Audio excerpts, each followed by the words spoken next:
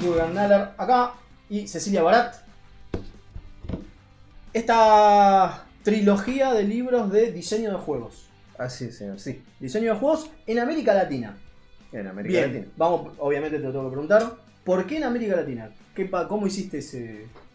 Bueno, nosotros hace un tiempo ya que nos dedicamos a promocionar la industria del videojuego, el sector videojuegos aquí, sobre todo el argentino, y bueno, fuimos ampliándonos en la concepción de que existe una patria grande, como dicen algunos, donde se están haciendo videojuegos, y los libros los escribimos desde una mirada latinoamericanista, es decir, pensando que pueden servir para aquellos que están haciendo juegos desde acá, desde acá hacia el mundo, digamos. Totalmente.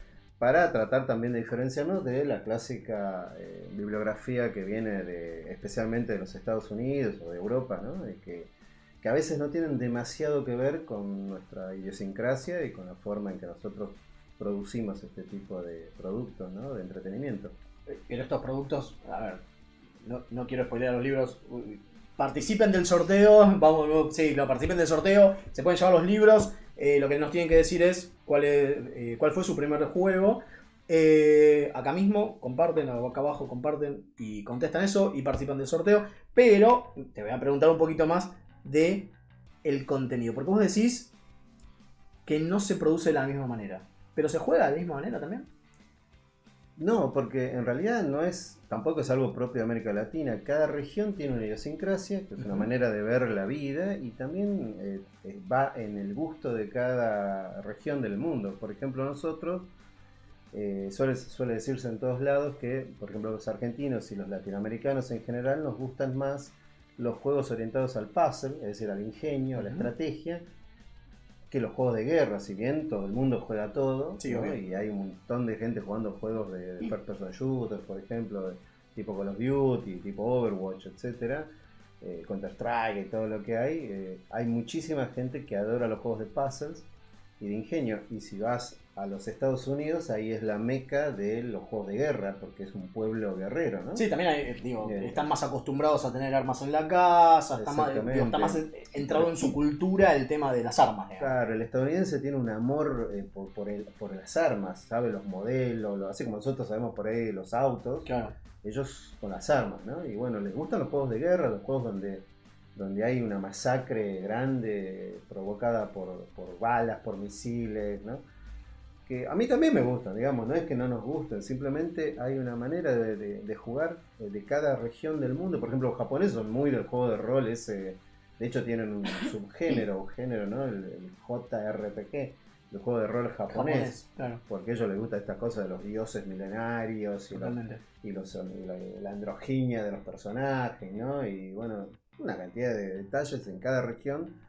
Bueno, nosotros escribimos estos, los produjimos tratando de tener una mirada desde acá, entonces nombramos mucho cuestiones. Por ejemplo, propone una metodología de diseño de juegos que a mi parecer nos estaba faltando. Es una metodología práctica, básicamente te dice cómo hacer para que tu juego tenga todos los elementos de engagement necesarios para poder monetizar, a menudo mediante avisos, que es lo que nos pasa en la región donde no estamos tan bancarizados como en los Estados Unidos o Europa. Totalmente. Entonces tenés que hacer juegos que sean gratuitos y moneticen tal vez con publicidad, ¿no? Que es un modelo distinto al freemium famoso de afuera.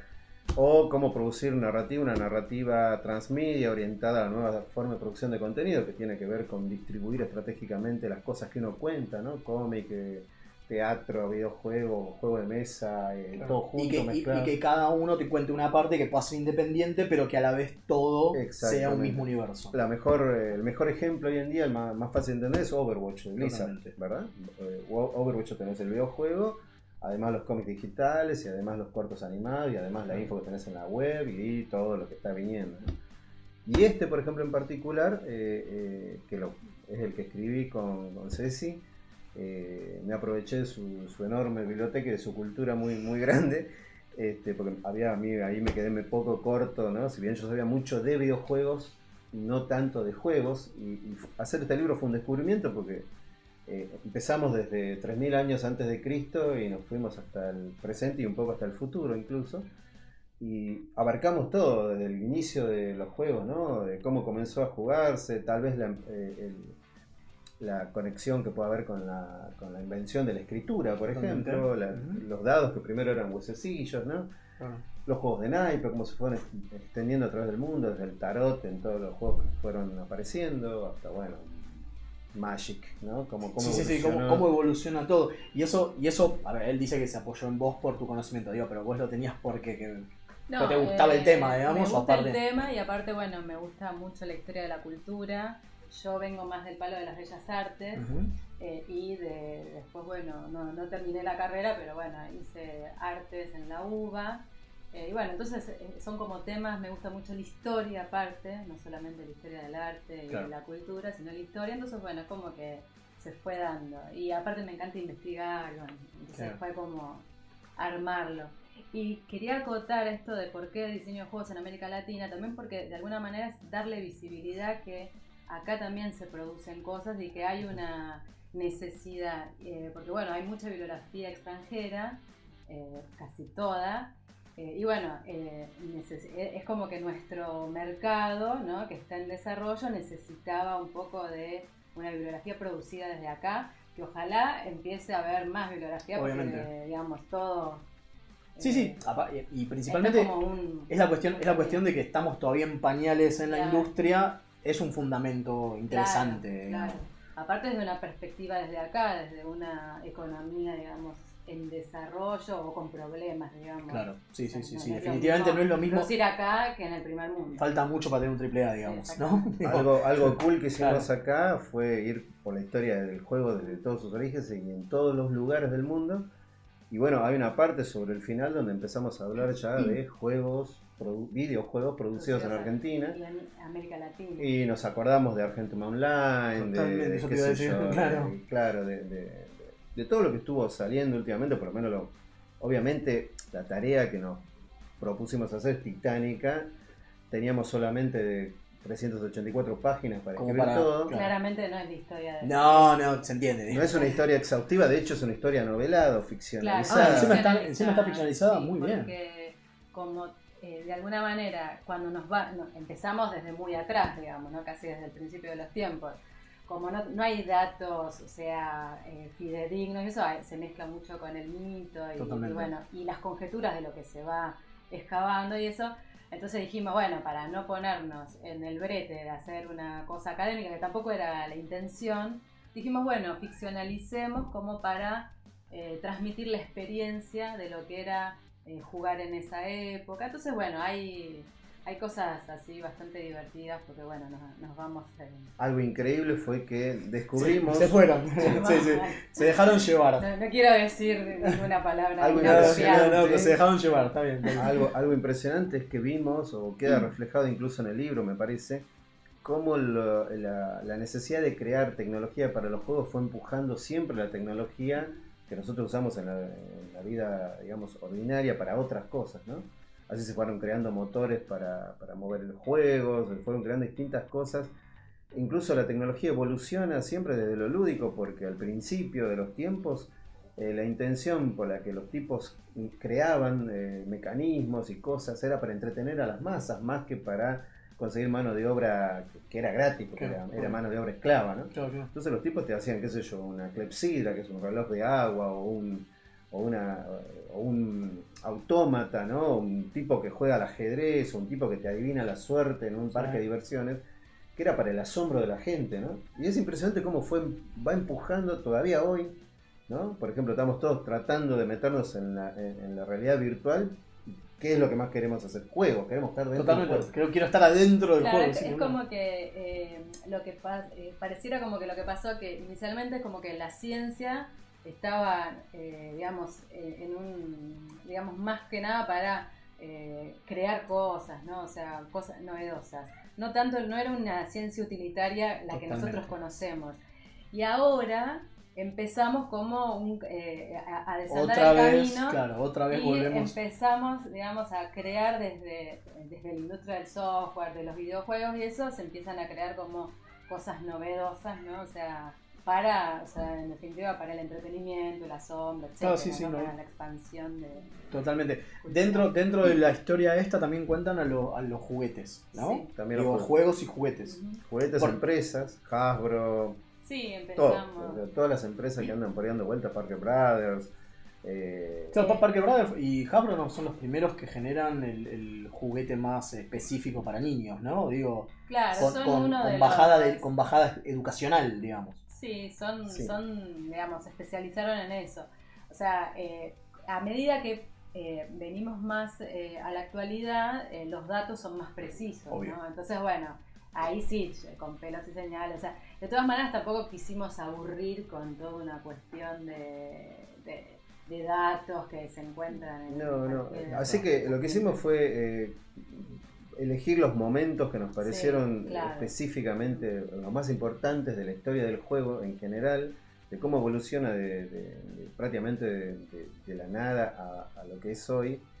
Lo hicimos en forma así ficcionalizada, con pequeños bloques de texto donde nosotros nos imaginamos cómo era la situación en el momento, y básicamente lo que hicimos es narrar una escena que bien podría ser, no sé, un corto, si lo querés ver de esa manera, y encadenamos todos esos segmentos de texto a través de un navegador, que es una especie de relojito que tiene debajo el texto, al modo medio elige tu propia aventura, una cosa así, de manera que puedas hacer el recorrido que vos quieras. Por ejemplo, si querés solamente la historia de Nintendo, podés ir saltando entre los distintos bloques de texto y arrancás desde que Nintendo hacía cartas, naipes tradicionales japoneses, Hanafuda, qué sé yo, como, es más, de mucho más antes, cuando llegan los juegos de cartas con los barcos portugueses, ¿no?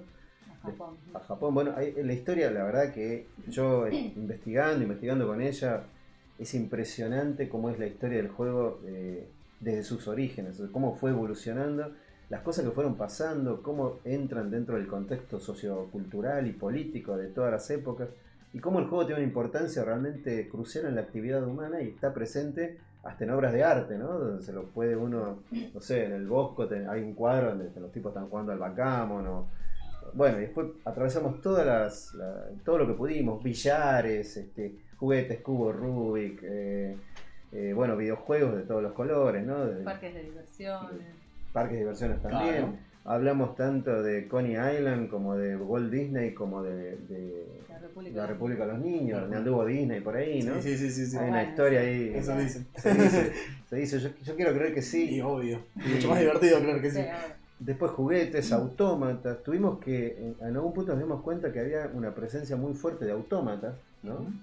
Y de esto de tratar de humanizar las máquinas y cómo los autómatas hoy en día son, al final, los antecesores de los robots, ¿no? De los famosos robots que tenemos hoy que nos están dejando sin laburo. Bueno, siempre fue así. Y digamos, las inteligencias artificiales. Y las inteligencias artificiales, sí, totalmente. Así que es, digamos, muy, muy interesante fue para nosotros investigar y escribir este libro, ¿verdad? Lamentablemente quedaron cosas afuera. Sí. Porque sí, obvio. Sí. Y también nos hubiera gustado, porque nos tuvimos que concentrar más en el juego, si bien hacemos como nos vamos por otros caminos, pero en el juego occidental, ¿no? O sea, claro. Porque bueno, o sea, es lo que más conocemos y eso. Pero bueno, seguramente podría haber un juego más precolombino, más africano, qué sé yo. Totalmente. Sí. Bueno, porque justamente lo que tienen los juegos es que como está tan emparentado a cada cultura, seguramente va a haber de esa... Sí. No deja de ser un aspecto más de la cultura humana, por lo tanto cada cultura va a tener su juego. Exactamente. Bueno, en el libro se aprecia mucho eso, ¿no? La relación que hay entre el pueblo que origina el determinado juego y incluso en el gusto que tiene, y por eso surge el juego así como es, ¿no? Y bueno, es muy interesante porque es algo que evidentemente no va a parar nunca, porque nada, está puesto ya en todos lados. Hoy en día el juego está presente absolutamente en todo. El juego y lo lúdico, o estructura lúdica, como me gusta decir, primero lo tenés en el bolsillo, ¿no? en tu smartphone, pero también lo tuvimos siempre, incluso un abuelo que juega, no sé, al chinchón, al póker, o al truco, ¿no? Totalmente, sí. O a los bolos, o a los billares, a las bochas, a la canasta, ¿no? Y también tenés los deportes, y ahora tenemos los eSports, ¿no? Es decir, está todo súper relacionado. Sí, aparte es eso de que vos normalmente le decís a una persona, no, bueno, juegos, ¿sabes? No sé, por ejemplo, juegos de mesa, y yo te dice, no, yo eso no. Y de repente te das vuelta y está en el celular, en el colectivo, jugando algo, ¿entendés? Digo, Sí. está tan metido en nosotros, digo, Sí. y eso te demuestra que es una cuestión humana, digo. Sí. Es muy difícil que nadie, que no juegue.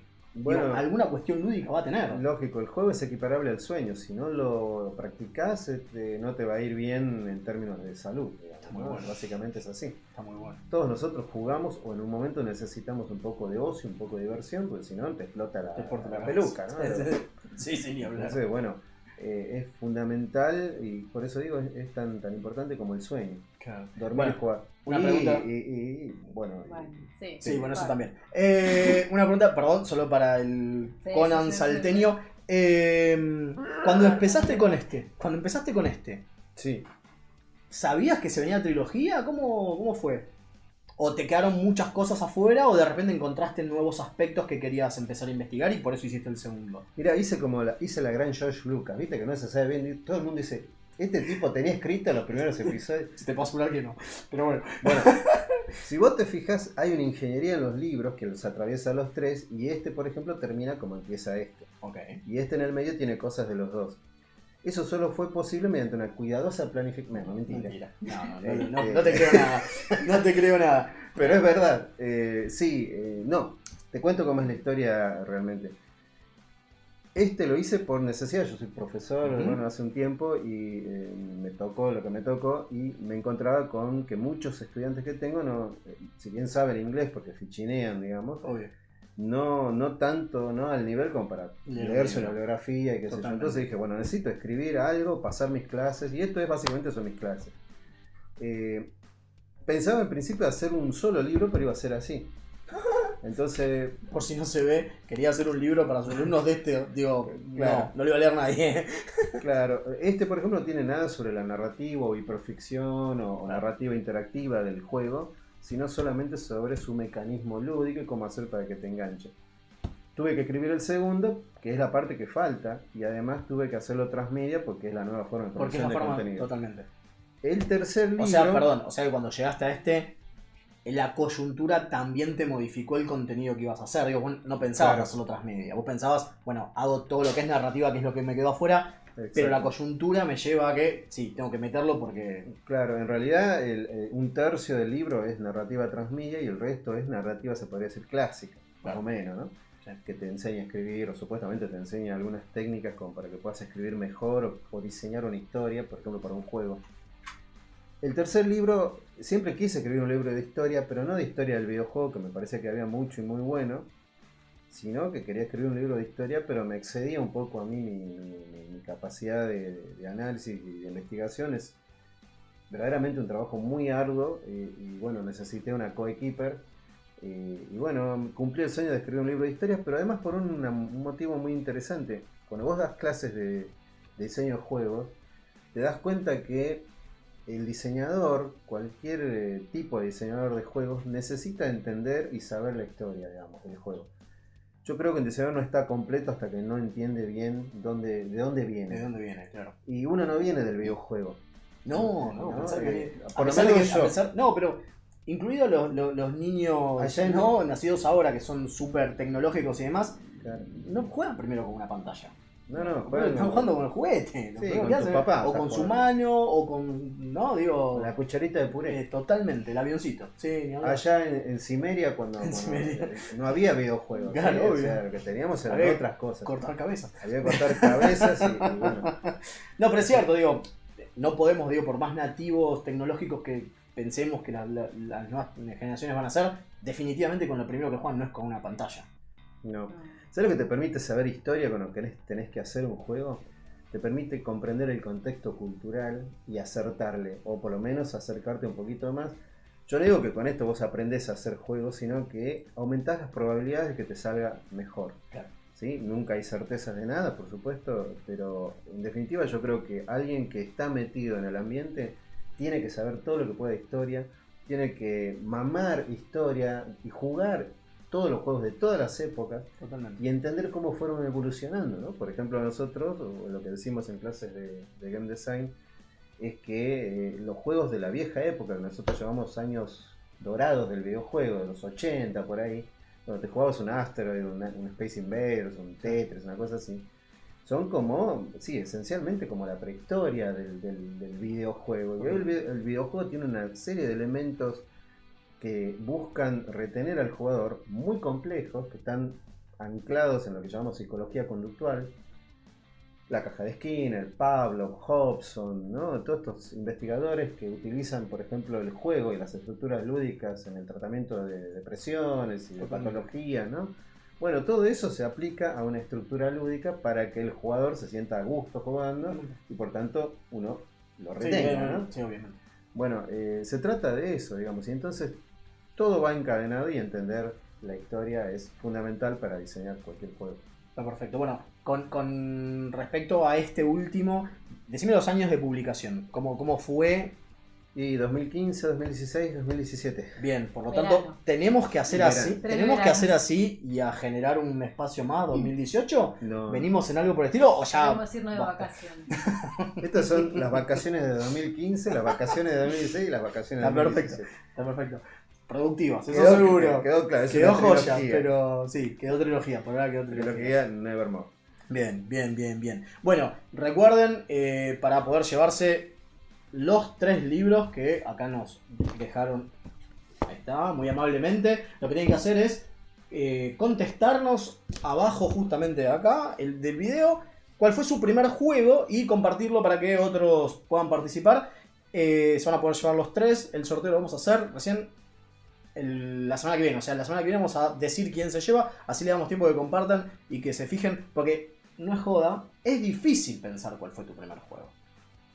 Es algo raro, porque como vos decís, digo, inconscientemente seguramente fue la cucharita, ¿no? Haciendo el avioncito con papi.